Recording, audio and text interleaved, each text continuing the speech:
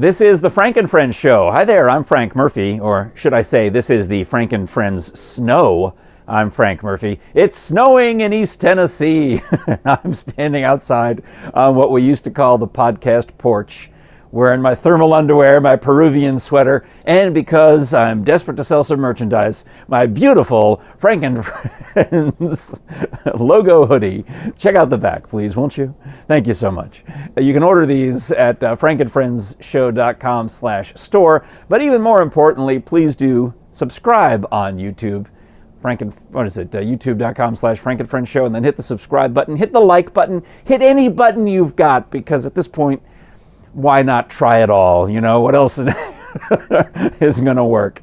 All we need is the more subscribers, and maybe someday I'll reach my dream of monetizing. I mean, here I am, freezing myself with my Peruvian sweater, my thermal underwear, all outside, just so I can get your desperate attention. Or I should say, desperately get your attention. Now, I don't have a co-host for the episode because, well, a number of things are happening. You know, my wife was a little under the weather, so I didn't want to have people come to the house. Catherine Frady is off somewhere directing an opera. Sarah Roberto was posting on, what was she on? She's on everything. She's on TikTok, which I don't see, but then she reposts it to Instagram, where I do see it, and she's been sick. I didn't even bother. There's a couple other people who said they want to be on the show. There was a lady named Katie Brazil, said she seemed interested.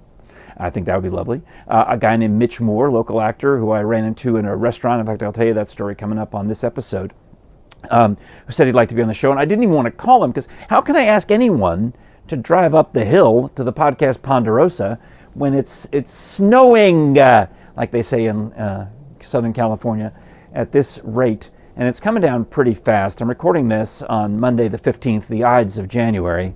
And they've already announced school closings for the next 2 days, not just tomorrow, but the day after tomorrow, because it's going to be so very cold here in Knoxville, 1 degree for the low.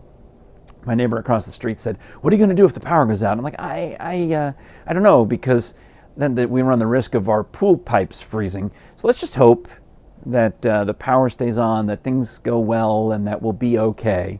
And right now, I'm not going to go back inside. I'm 5 minutes into the show, I realized I left my gloves in my car. So I'm going to just power through and do this as best I can. So thank you for liking, sharing, subscribing, and all of that business. And I can't even believe that I'm standing out this close to snow, this snow adjacent, because for most of my life, all of my life, really, up until the past couple of years, I really was anti-snow. I just disliked it. I was a summer guy. I've always been a summer guy. That's why I like to go in the pool. I'd rather sweat. I'd rather have it be 100 degrees than 0 degrees. Or, I mean, nobody likes 0 degrees, but even if you get down to in the 30s, like right now, it's somewhere in the 30s of degrees, probably 30. I would rather have it be 100 than 30, because I don't mind to sweat, but I don't like to shiver. So I've never been a guy who enjoyed this. However, when things changed and I got a radio job that allows me, or requires me actually, to do the radio show from home, everything changed. And now I've been 3 years as an at-home voice tracker doing radio, playing the classic hits. And all of a sudden I realized I don't mind the snow. Now, the other beautiful irony of that sentence is that this is the first time it's snowed in over a year here in East Tennessee, which is why this is such a great place to live. I made it 385 days with no snow just from living here. And I enjoy that very much. But I'm on the radio, working from home. I did a show before I filmed the podcast, and thought about, it's great. I don't have to go outside. That was the big problem with working in radio and hating the snow, is that you had to drive to work even in the worst weather, because the show must go on. You got to be there at 5:30 in the morning, or you got to be there at 3 in the afternoon, regardless of whether it's snowy, rainy, hot, cold. It doesn't matter. In fact, that was my first big break, though, was due to a snowstorm. So you would think that I would like the snow, because if you go all the way back to the mid-1980s, there was a newscaster on WAVA named David Haines. News, update, and comment on 105 W, long pause, AVA. And he said actually the reason he started that long pause is so that he could remember the call letters, because he had spent the bulk of his career in Milwaukee on, I think he was on WOKY, maybe WKTI, one of those. And he would say those call letters, and he had them so ingrained in his head that he didn't want to say the wrong call letters when he moved to Washington, D.C. So he would pause, WAVA. And it became a trademark. Everyone loved him for his burnt toast and coffee time and all that stuff. Well, he was very smart, and he and I got along great, obviously, or I wouldn't be telling this wonderful story about him. But he saw in me someone who could help him, because he was still relatively new to Washington, and here he is faced with the school closing announcements, which he would have to do every morning on the show.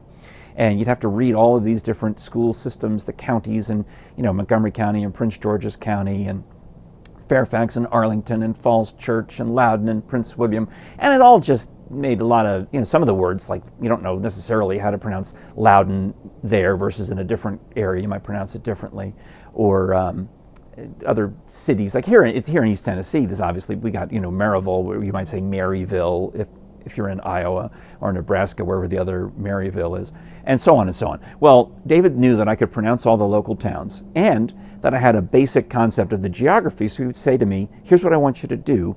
Organize these geographically so that it will make sense to the listeners.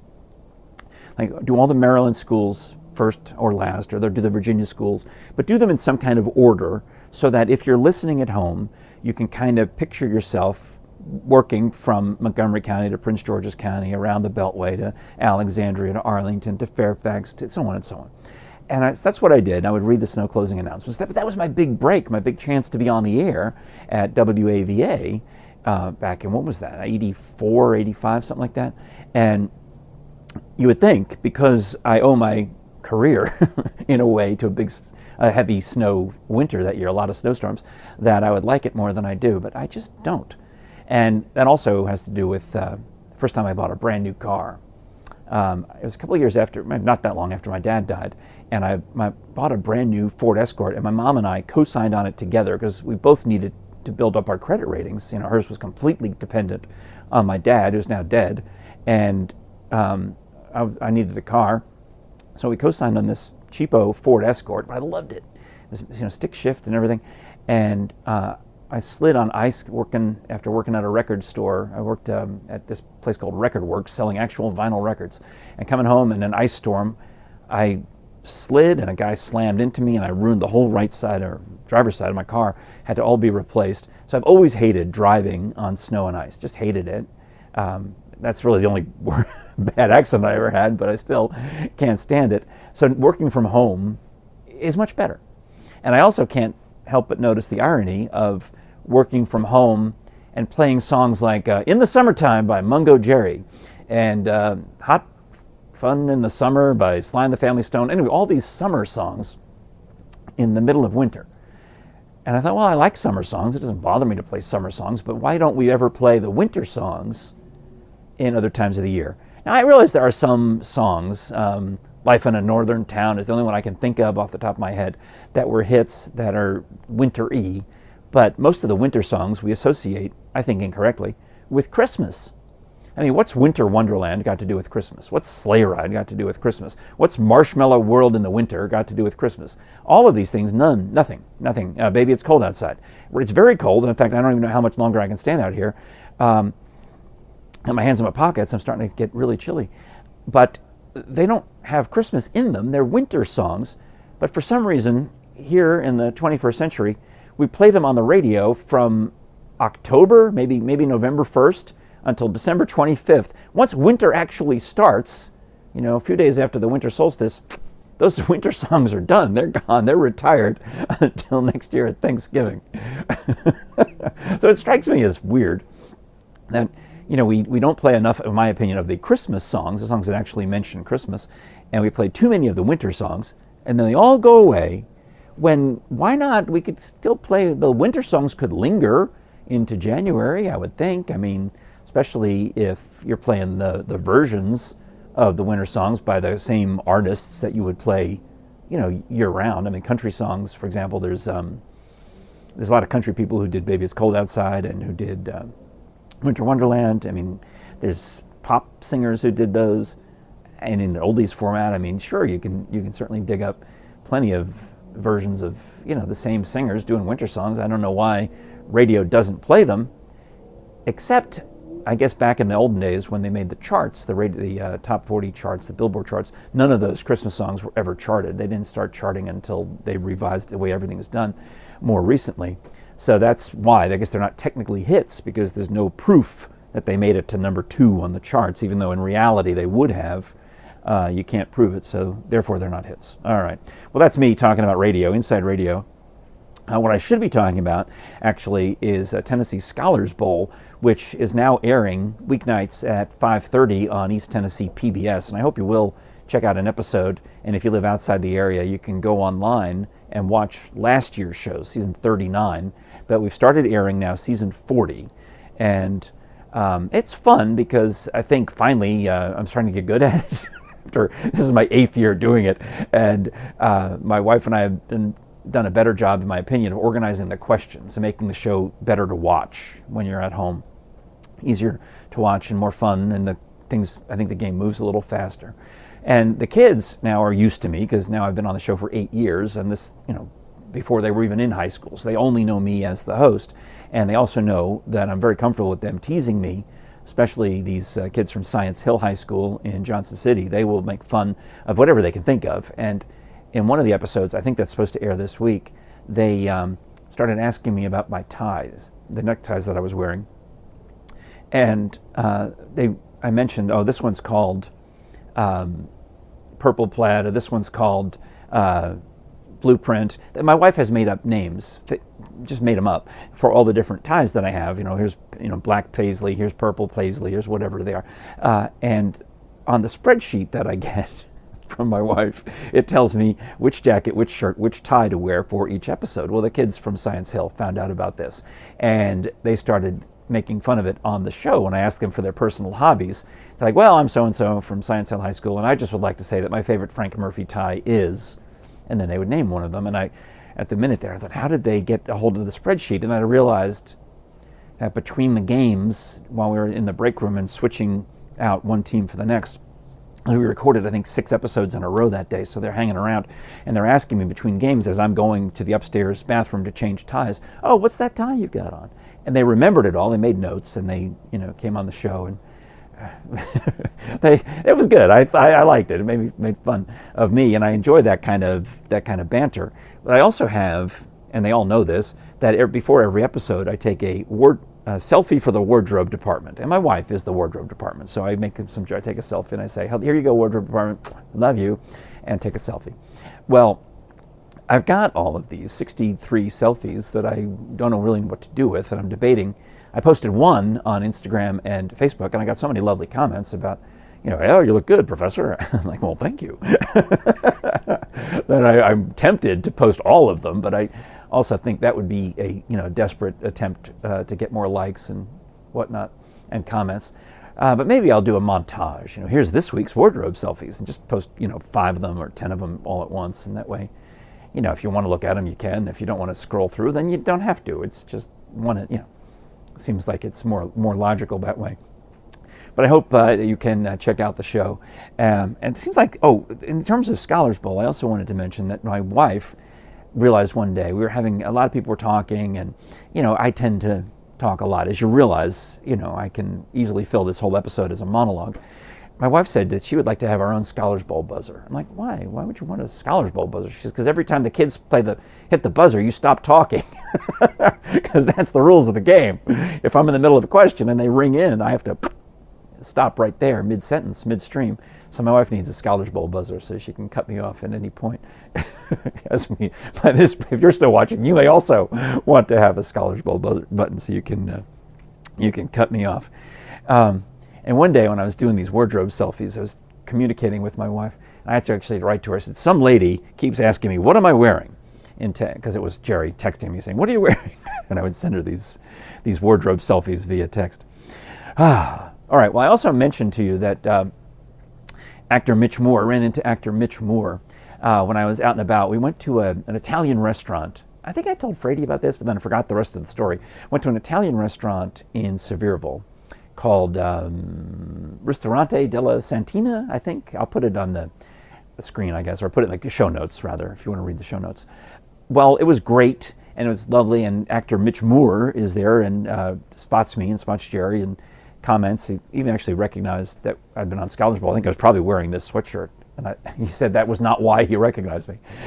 He actually remembered me from real life. And in the course of the conversation, we talked about his band, his 80s tribute band called Vinyl Tap. And I said, I need to go see a Vinyl Tap gig if they have one on this side of town. And also invited him to be on the podcast. I didn't want to, I could have used him today, but how can I make him drive, in all of this? Well, at this restaurant, I guess it was a seasonal thing, but we're there with, it's my wife and me, and my wife's sister and her husband. So the four of us are having dinner, and they bring out the drink menu. And I don't normally get a cocktail, but I know in this particular scenario, I don't have to drive, and we're going to have a big old, carbo-loaded pasta meal. And there's this drink on the menu, and it's called a s'mores old fashioned. And I will eat s'mores anything. I will try s'mores anything. If it's got s'mores in it, I would like to taste it and try it. I've had the s'mores concrete at Andy's Frozen Custard. It was pretty good. I will try all that. Eggnog and s'mores, these are some of my best flavors, right? So I said I would like to try the s'mores old fashioned, please. Well, let me put up a picture of the s'mores old fashioned so that you can see it was fantastic, with these little toasted marshmallows across the top of the glass. And I didn't even taste the alcohol in it. Maybe, I don't even know if they had any in there. I'm sure they did, because it wasn't that strong of a drink, or the full plate of spaghetti that I ate absorbed all of the alcohol. I don't know. I'm not really a scientist when it comes to that, but I really enjoyed the s'mores old fashioned, as well as the spaghetti and meatballs. But the s'mores old fashioned was something I'm still thinking about, and it probably was a seasonal drink, so I probably can't get it again until next year or later this year at Christmas time. Well, we did do some other traveling. We went to see those same relatives. They were here in Tennessee for a little bit at the beginning of December, and they came to see the Knoxville Nativity pageant, which I was thrilled that they wanted to come that weekend. Well, then after Christmas, but before New Year's, we went up to Virginia just for a few days. It was a very quick trip, so that we could have some Christmas celebrations with my daughter and her family, Artie Rocket and all the brothers and sisters. And then my son, Dr. Frank Jr., PhD, was also visiting the D.C. area. So I got to see him. My sister was down from New York. It seemed like the critical mass had been achieved. There were enough relatives all in the D.C. suburbs at the same time, except for my wife and me. And I thought, well, we can't just sit here and be the holdouts. I didn't realize it's a 500-mile drive, and I don't like traveling that far, but we are going to go. And we ended up having a lovely visit. We stayed with the my wife's sister and brother-in-law that I told you about, and they're just wonderfully hospitable. They've got a nice house and comfortable beds and all that stuff. And I can do the radio show in the spare bedroom, and it doesn't bother anybody. It's all nice. Well, one of the things we did was I wanted to go see my daughter's art studio. She's an amazing artist. In fact, she's started selling a couple of the prints. I'll put a link to that in there if you'd like to see some of Megan's artwork. You can buy a print of the baby loggerhead, or a print of the old blues singer. They've got those ready to go, and they've got more, actually any picture she's got on the wall of her studio, they can take a picture of that and make a print, or you can buy the original artwork, and I recommend that highly. So you can check out Megan's artist page on Instagram. I'll put a link for that in the description. Well, I wanted to go see it, and I wanted my sisters to see it, because one of my sisters does art as well, and was curious about all that. So anyway, the three of us all arranged to go. We're going to go out to lunch somewhere near this studio in Northern Virginia in Fairfax County. But there was a power outage, and the first 3 restaurants we went to were closed because they didn't have power. And finally, we found one that was a little further away, and it had power. We were able to get some lunch and then go to the art studio.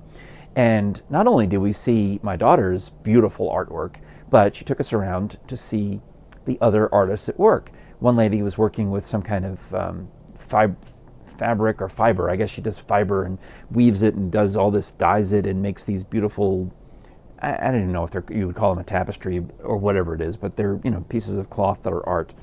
And then another guy was painting, and he was a character. He was, I would call, a surrealist, because it kind of reminded you. In fact, one of his paintings had Salvador Dali in it. It was kind of this weird thing, and there's a mustache out there floating in space and eyes, and you realize, oh, that's Salvador Dali. He's painted, and he's got a lot of skulls, and he's got the Washington Monument and all these other Washington landmarks in there, and it's weird. I mean, but he wants it to be weird. It's surreal. I guess surreal and weird are kind of the same. And cats are in there, and other animals, and just it's Bizarro World. And the skulls, I started asking about the skulls because obviously, I'm interested in forensics and Dr. Bass and skulls. And my daughter asked if he's ever heard of the Body Farm, and he said he had. And then he started talking about how he himself, when it's time for him to die, would like to just walk off into the snow and just die. I thought, well, that seems like a terrible way to go. I think I told him that because it's, cold and uncomfortable. And what if you don't die right away? If you know that you're, how do you know? Because, I think my tolerance on that would be, I have to know that I would be dead before I got to the end of the property line. I'd have to know that I wouldn't want to have to walk too far in the snow to die. I would just want it to be over quickly. But maybe that's not this guy's thing. And I started talking about the other forms of weird burials.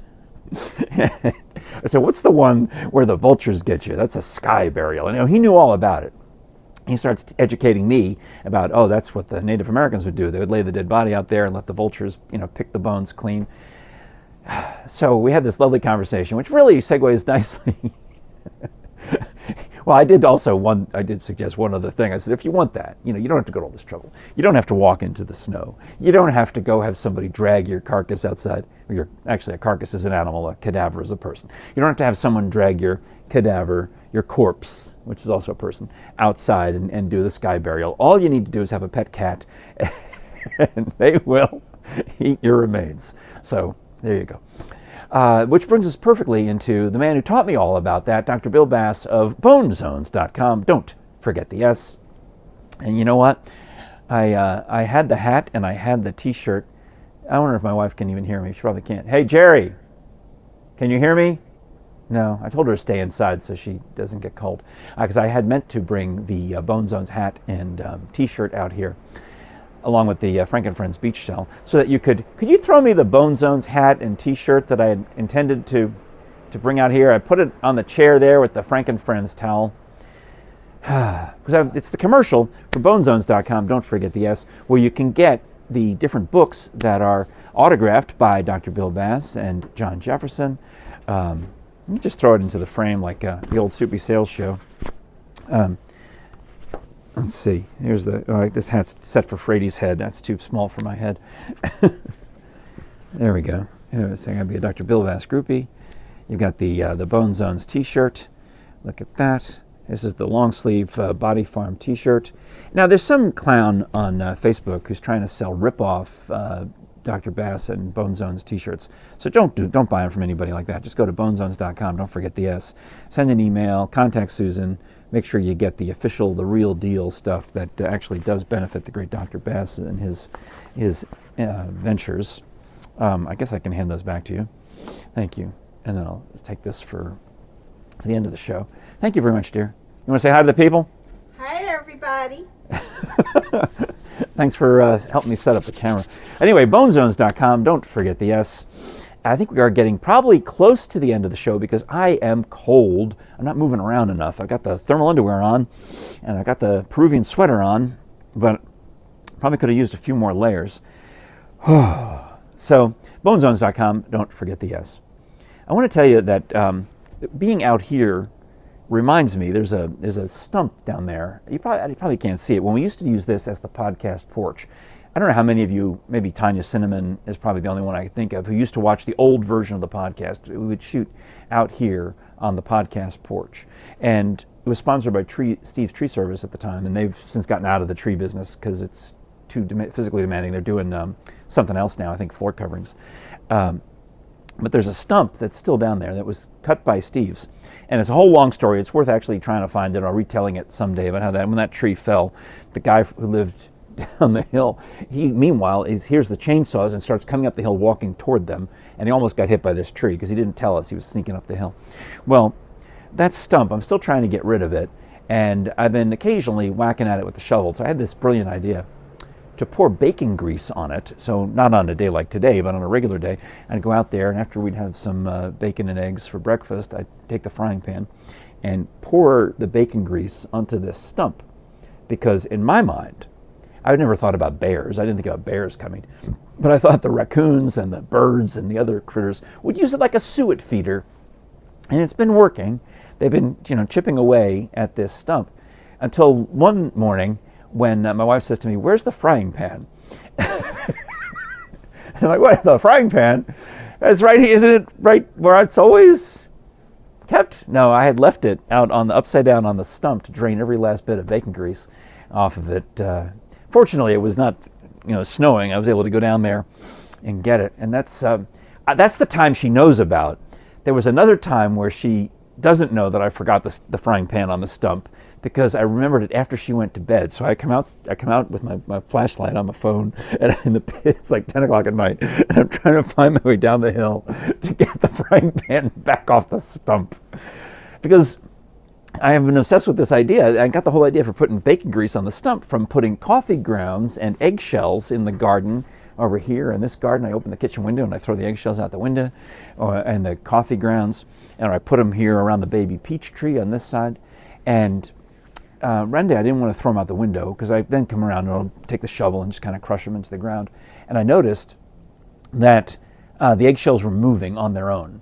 Like if I would drop the eggshells out in the evening or the afternoon, I'd come out the next day and they had been somehow magically relocated elsewhere in the yard. And I realized, oh, the raccoons or somebody else is picking up these eggshells, and then they're disappointed that they're empty, and they just throw their trash just anywhere because they're raccoons. What do they know? And I thought, well, I need to do a better job of burying these in the ground. So I start that habit. This lasts for a couple of weeks, until I realized how stupid I was being, because I go out there I got eggshells in one hand, I got the shovel, and I start digging a hole where I think I should plant some eggshells, and I hit something, and it's the eggshells I had buried the week before. I didn't remember where I was planting the eggshells, so that was. I tried to do that project for a while, but maybe that'll have to go. But I think maybe it would be a good idea to wrap the episode. How long have I been going? Oh, it's almost half an hour, I guess. I'll tell you a couple more stories. We had an adventure. I guess I could use a hot coffee right now, or a hot chocolate, or a hot apple cider or something. But we went to the coffee shop, the famous coffee shop that everyone knows. And things like this always happen to me. So I'm not surprised and I'm not fazed by it.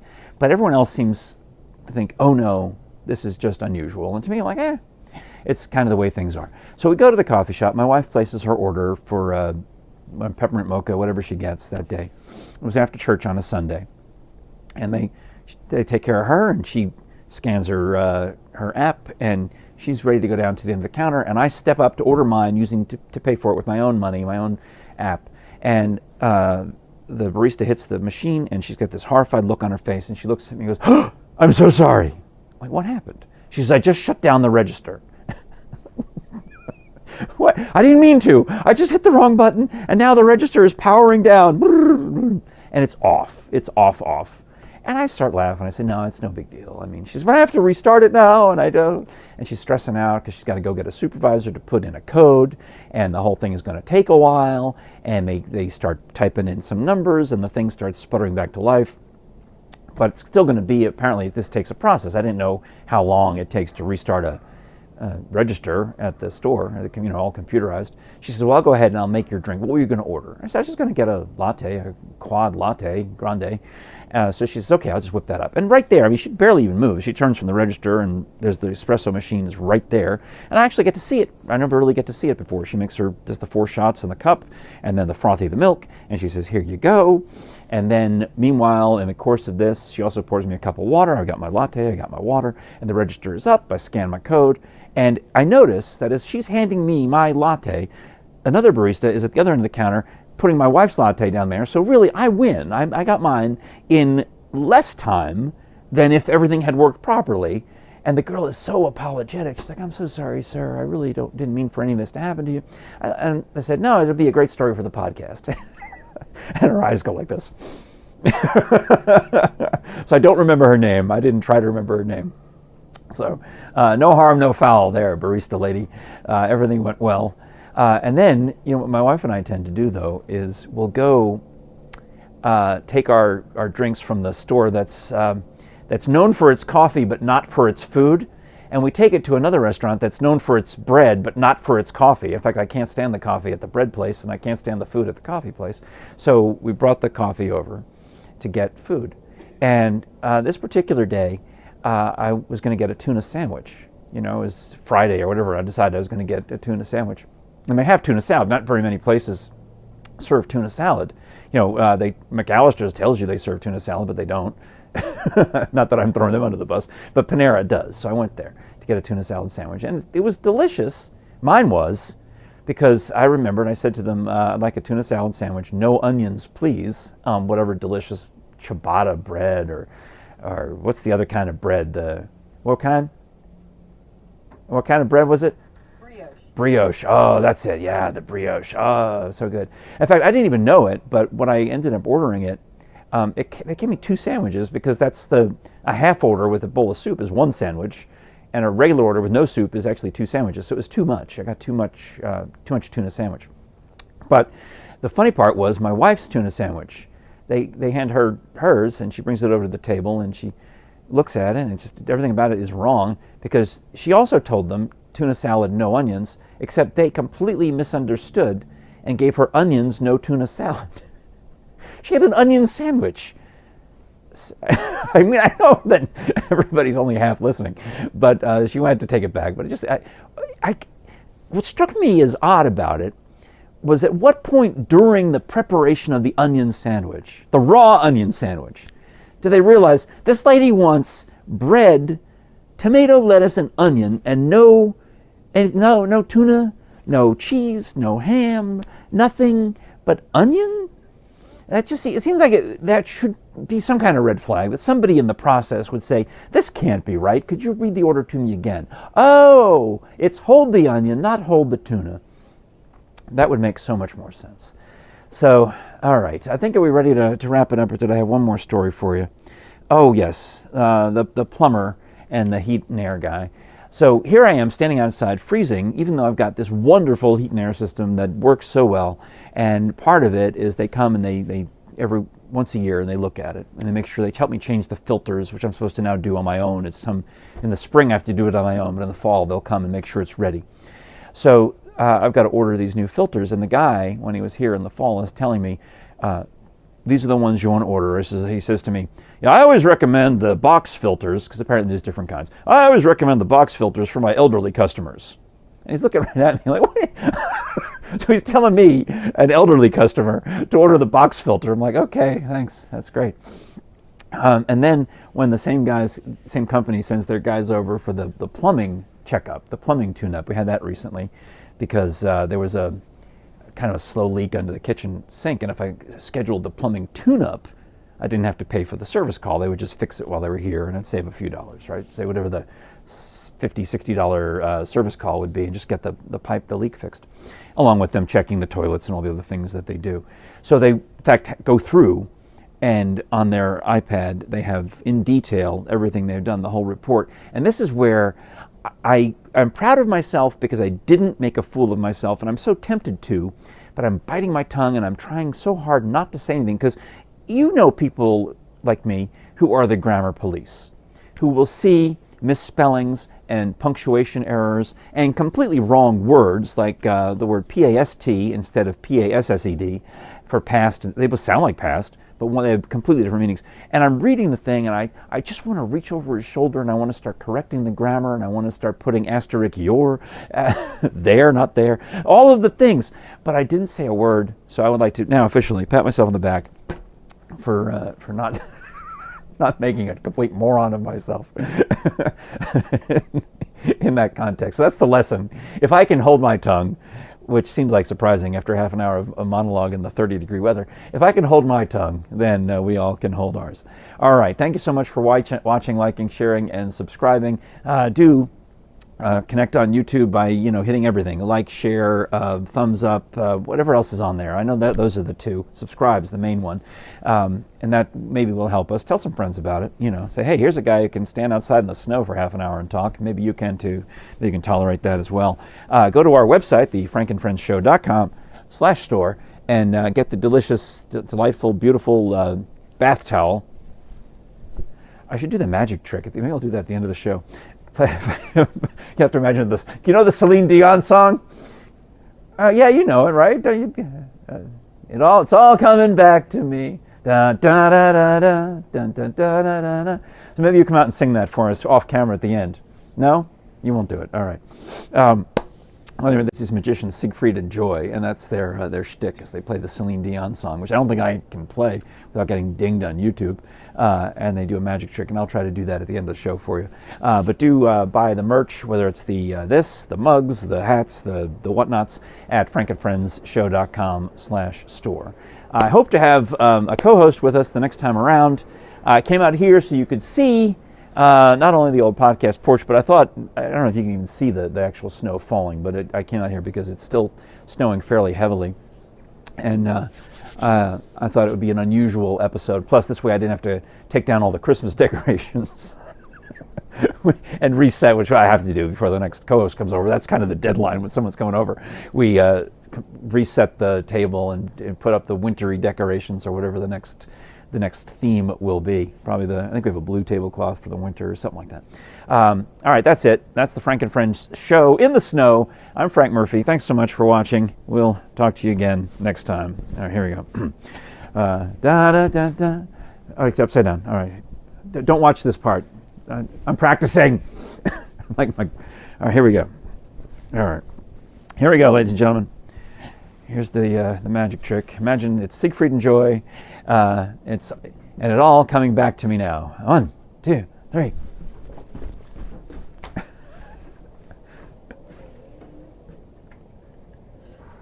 Did it work?